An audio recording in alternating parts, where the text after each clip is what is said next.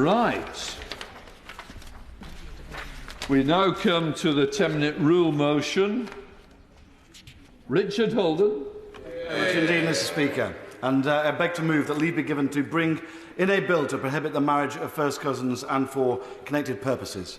Mr. Speaker, members across the House may wonder why first cousin marriage is not already illegal. In fact, many in this House and in the country may already believe that it is, and that is understandable. Because as early as the middle of the 5th century in England, the Church practised the Roman doctrine on first cousin marriage, which was clarified by the first Archbishop of Canterbury in the early 8th century in a letter from Pope Gregory I. The letter cited Leviticus 18:6, in which he said, "Sacred law forbade a man to uncover his nakedness of that of his near kin." Throughout the centuries that followed, this canon law forbidding first cousin marriage remained the norm, and by the 11th century extended up till sixth cousins. This 1,000-year tradition on first cousin marriage being illegal was continued until 1540, when King Henry VIII broke with Rome and legalised marriage between first cousins so that he could marry Catherine Howard, his fifth wife and a cousin of his second wife, Anne Boleyn. Sadly, both Catherine and Anne ended up facing a swift end at the block. However, the law pertaining to first cousin marriage has been more enduring, remaining unchanged ever since. Today, according to the Oxford Journal of Law and Religion, cousin marriage is practised by around 10% of the world and is most prevalent in the Middle East, West Asia and North Africa.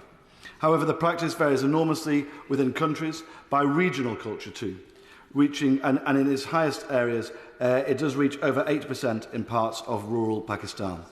In contrast, in China and Western countries, it is less than 1%.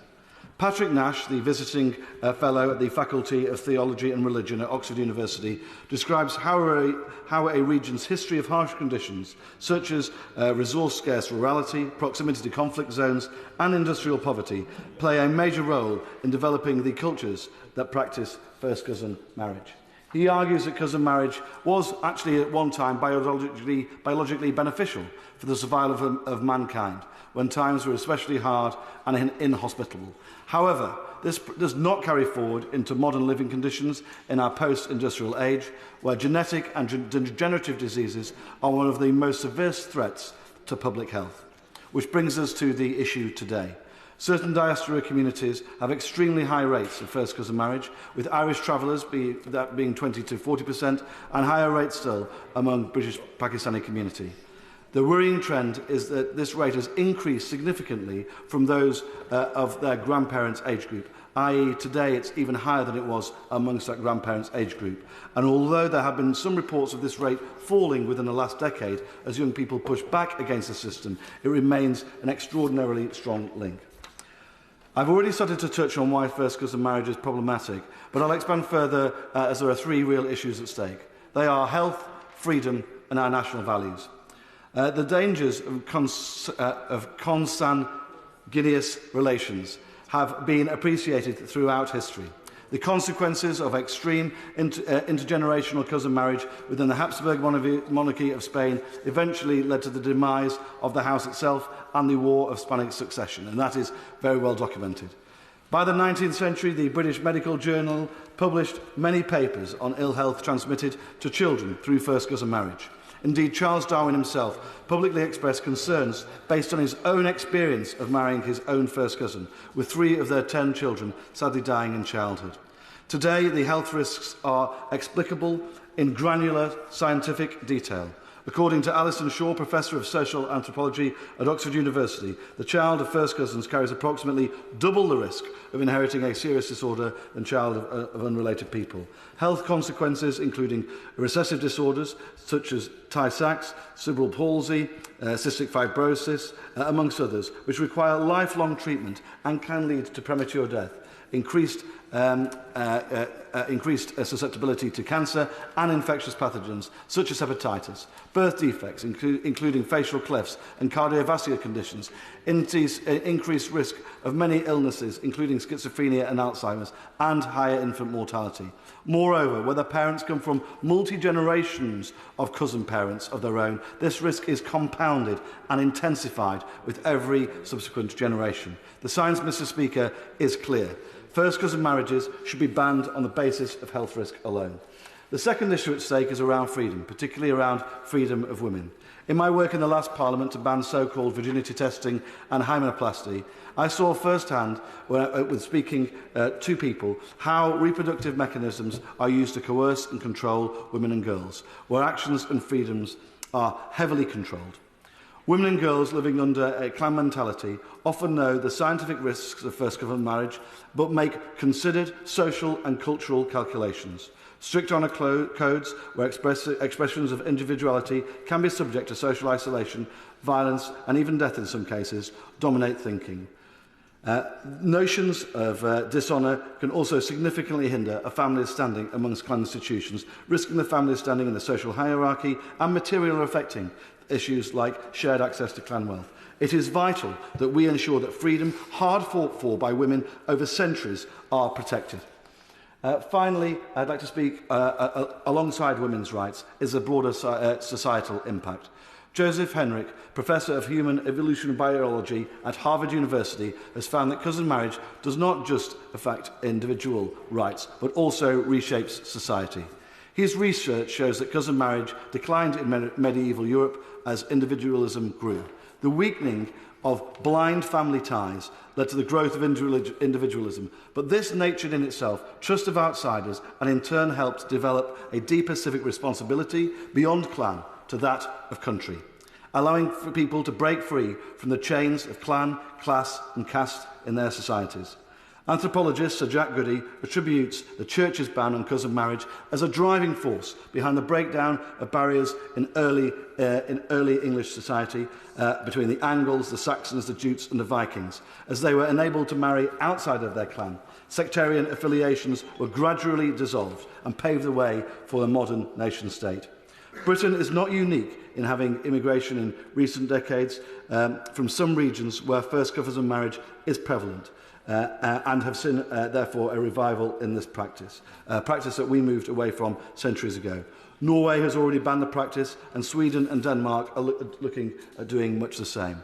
Much like so-called virginity testing and hymenoplasty, it is clear that this practice is not really conducive to modern British society. As MPs, we are more than mere delegates, but rather legislators for the mother of all parliaments, our country. As MPs, we should be more than glorified social workers, seeking to help constituents through the bureaucracy and through the system. We have a role in changing things for the better too. Henry VIII changed the law on cousin marriage to suit his own personal interests and pursuits. We should act in the national interest. Of course, this is about finding a balance. I've outlined for health, for freedom, especially the freedom of women, and for the cohesion of our society. For me, these things tip the balance against those personal freedoms. While there will be details to work through, I hope that Right Honourable and Honourable Members give me the chance to take this bill forwards to a second reading, and the government front bench will look at this perhaps as a vehicle for positive change in our country, because in the end it's about more than one marriage. It's about the values and foundations of our society and our democracy. Thank you very much, Mr. Speaker. That the Right Honourable Members have leave to bring in the bill. Iqbal Mohamed. Thank you, Mr. Speaker. As the Right Honourable Member for Basildon and Billericay states, there are documented health risks with first cousin marriage, and I agree this is an issue. This is an issue that needs greater awareness on. Virginity testing, forced marriages, and the freedom of women must be forced marriage must be prevented, and the freedom of women must be protected at all times. However, the way to redress this is not to empower the state to ban adults from marrying each other, not least because I don't think it would be effective or enforceable. Instead, the matter needs to be approached as a health awareness issue and a cultural issue where women are being forced against their will to undergo marriage. In doing so, it is important to recognise for many people this is a highly sensitive issue, and in discussing it, we should try to step into the shoes of those who perhaps are not from the same culture as ours, to better understand why the practice continues to be so widespread. An estimated 35 to 50% of all sub-Saharan African populations either prefer or accept cousin marriages, and it is extremely common in the Middle East and in South Asia.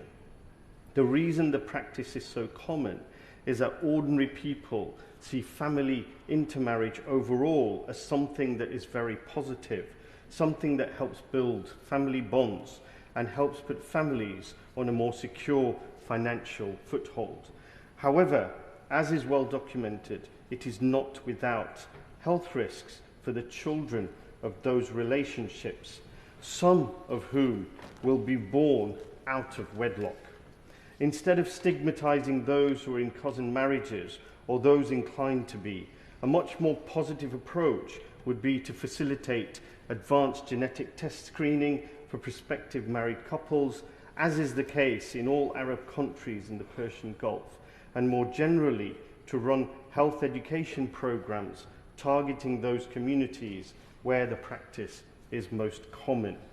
I would therefore urge the House to vote against this motion and to find a more positive approach to addressing the issues that are caused by first cousin marriages, including the health risks and the consequences of modern conflicts and displacement of population around the world. Thank you. The question is that our right honourable member have leave to bring in the bill. As many as their opinion say aye. Aye. Of the contrary, no. The ayes have it. The ayes have it. Who will prepare and bring in the bill? Thank you very much indeed, Madam Deputy Speaker.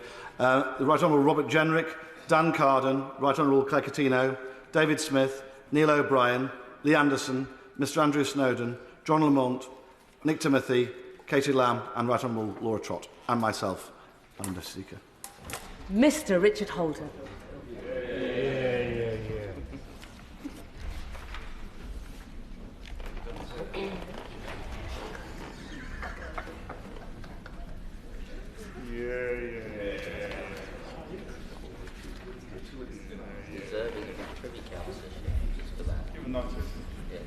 Thank you very much. Marriage Prohibited Degrees of Relationship Bill. Second reading what day? January the 17th. January the 17th, 2025. Thank you.